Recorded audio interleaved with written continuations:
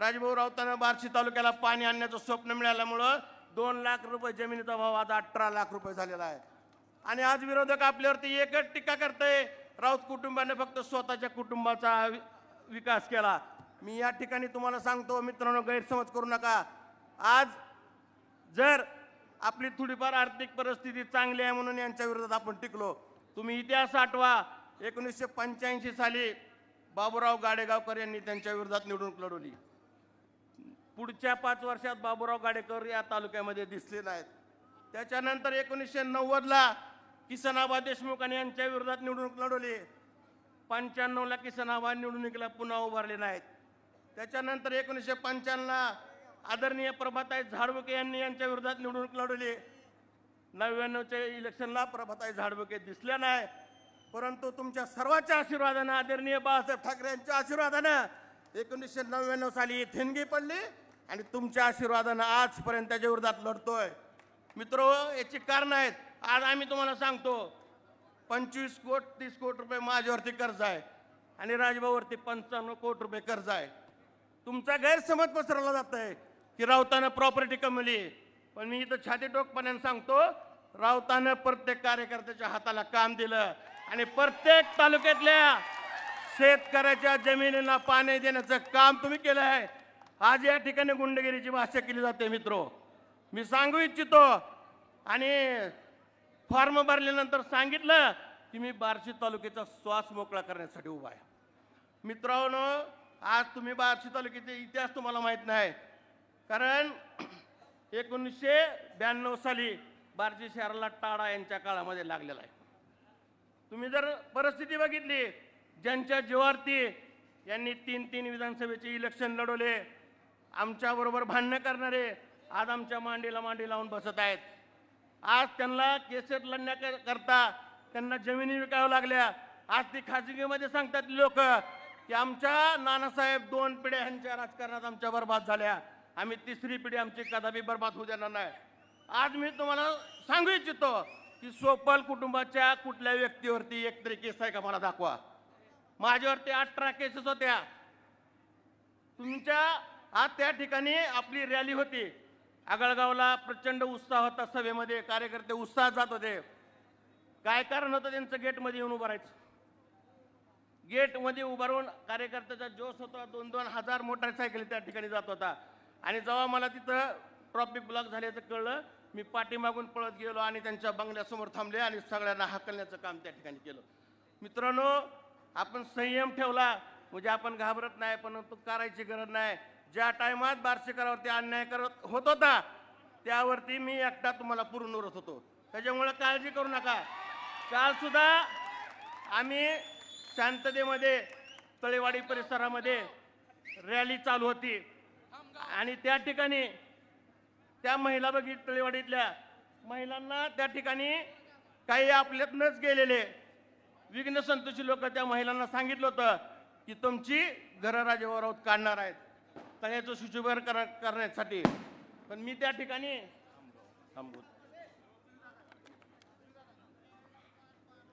त्या तळेवाडी या ठिकाणी आम्ही रात्री गेलो आणि आमची रॅली संपल्यानंतर त्या महिला भगिनींना मी सांगत होतो, राजभाऊ राऊतांनी घरं बांधून देण्याचं काम केलेलं आहे, कुणाचं छत काढण्याचं काम आयुष्यामध्ये राऊताकडनं होणार नाही। आज मी या ठिकाणी 2004 ला राऊतचाळीमध्ये 94 घरं बांधून दिली आणि त्या घरकुलासाठी सर्व आमच्या राऊत कुटुंबांनी मोफत जमीन त्या ठिकल्या गोरगरीब जनतेला दिलेल्या आहे। आम्ही घरं बसवणारी माणसं आहोत, घरं तोडणारी बिलकुल नाहीत। आणि भविष्यामध्ये सुद्धा आज पंतप्रधान आवास योजनेतून 2,500 घरकुलं बार्शीमध्ये झालेले आहेत। अजून रमाई आवास योजनेच्या माध्यमातून 4,000 घरकुलं बार्शी नगर मालिकेच्या माध्यमातून दिलेले आहेत।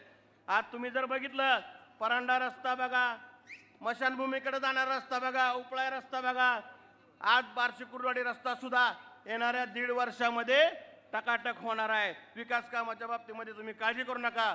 आणि उपळा रोडच्या सभेमध्ये यांनी सांगितलं की खडी आपल्या कॉन्क्रीटवरती डांबरीकरण करायची गरज काय। मित्रो, मी सांगतो 14 साली यांनी 40 कोटीची कॉन्क्रीट योजना नगरोत्तांमधून मंजूर केली होती, पण 6 महिन्याच्या आत त्यांच्या तोंडासारखे खरमूळ रस्ते त्यांनी त्या ठिकाणी केलेले होते। आणि तुम्ही केलेली पाप तुम्ही जर बघितला असेल, त्यांच्या बघण्यासमोरचा जो रस्ता बघा, तो रस्ता सुद्धा किती खराब झाला होता. अलीपूर रस्ता आणि उपळाई रस्त्याचे अनेक नागरिक माझ्याकडे येत होते. नानासाहेब, या रस्त्याला खरं तर सिमेंट कॉन्क्रीट जर रस्ता केला तर त्याला 25 वर्ष त्या रस्त्याला काही व्हायला नाही पाहिजे.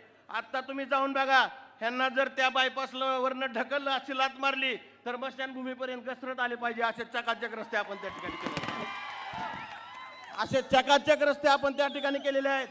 तुम्ही अलीपूर रस्ता बघा, परांडा रस्त्याला आल्यानंतर अनेक लोक, अनेक नागरिक सांगतात त्या ठिकाणी आम्हाला मुंबईत पुण्यासारखं आल्यासारखं वाटतंय. आज असे रस्त्याची कामं आम्ही त्या ठिकाणी केलेली आहेत. तुम्ही बघितलं उपळाई रस्ता आपल्याला डबल का करावा लागला, मी त्याचं कारण सांगतो.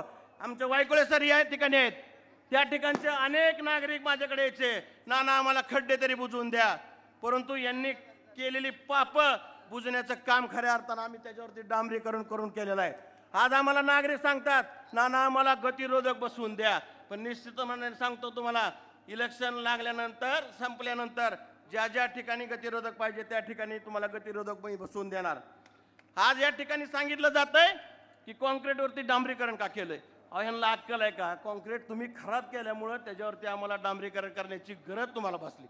ह्यांना अक्कल शून्य माणसं आहेत, ह्यांना काही याच्यातलं कळत नाही. फक्त राऊतानं प्रॉपर्टी कमवली. अरे राऊतासारखे दिलदार माणसं या बार्शीमध्ये कुणीच नाही, ही बी तुम्हाला सांगतो.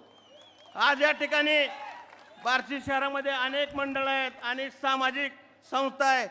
राजभाऊ राऊताच्या ऑफिसवरनं एकही मंडळ आणि एकही सामाजिक कार्यकर्ता रिकाम्या हाताने गेलेला नाही. फक्त इलेक्शन आल्यानंतर कुठंतरी तुम्ही 2-5 हजार वर्गणी देता आणि कार्यकर्त्यांना खुश करता. परंतु 1999 पासून आजपर्यंत एकाही सामाजिक मंडळाला आणि एकाही कार्यकर्त्याला, आज जर कुणी दवाखान्यात ॲडमिट असेल, त्याची परिस्थिती नसेल, राऊत कुटुंब स्वतःच्या खिशातनं पैसे देतं आणि त्याची बिलं भरतो. तुमच्यासारखं हेल्मेट लुटून खाणारी औलाद आमची नाही. आज हेल्मेट हॉस्पिटल का बंद पडलं? कॅन्सरची का अवस्था आहे? मी बघतो मित्रो, ह्या सुधीर स्वप्नाची मालिश करायला येणाऱ्या माणसाचं सुद्धा बिल कॅन्सरवरनं घेतात. ही बिकारचोट औलाद आपल्याला सांगतात की राऊतानं पैसे कमवलं, आम्ही कष्ट करतो. आज आम्ही सांगतो, कुटुंबातली आमच्या सगळीच्या सगळी माणसं सकाळी 6 वाजल्यापासून व्यायाम करतो, 9ला भगवंताचं दर्शन घेतो आणि भगवंताला एकच मागत असतो की आमच्यात अहंकार चढू दे नको, आमचे पाय जमिनीवर राहू दे आणि आमच्याकडनं कुणाचंही वाईट होऊ दे नको, एवढीच आम्ही भगवंताला विनंती करतो. आज आपण बघितलं असेल तुम्ही, भगवंत महोत्सव सुद्धा गेली 7 वर्ष झालं अगदी जोमानं चालू आहे. या भगवंताच्या आशीर्वादानं आज या बार्शीकर जनतेचं एवढं चांगलं होणार आहे. आणि भविष्यामध्ये मी तुम्हाला सांगतो, आज 50,000 हेक्टर जमीन ओलिताखाली आहे.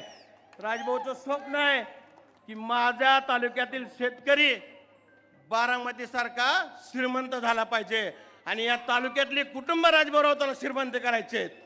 मित्रो, आज आपण थोडीफार आर्थिक परिस्थिती बँकेच्या कर्जातनं हे ती करून आम्ही बनवली, मान्य आहे.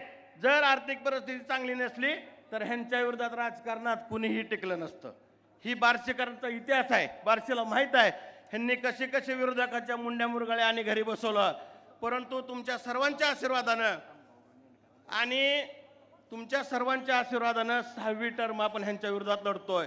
मित्रो, मी या ठिकाणी तुम्हाला आवर्जून सांगतो, भविष्यामध्ये आज जर आपण गप्पा मारताना सांगतो की बार्शीमध्ये सभा करताना सांगतो की बार्शीची बारामती झाली पाहिजे, अकलूज झाली पाहिजे, माढा झाला पाहिजे.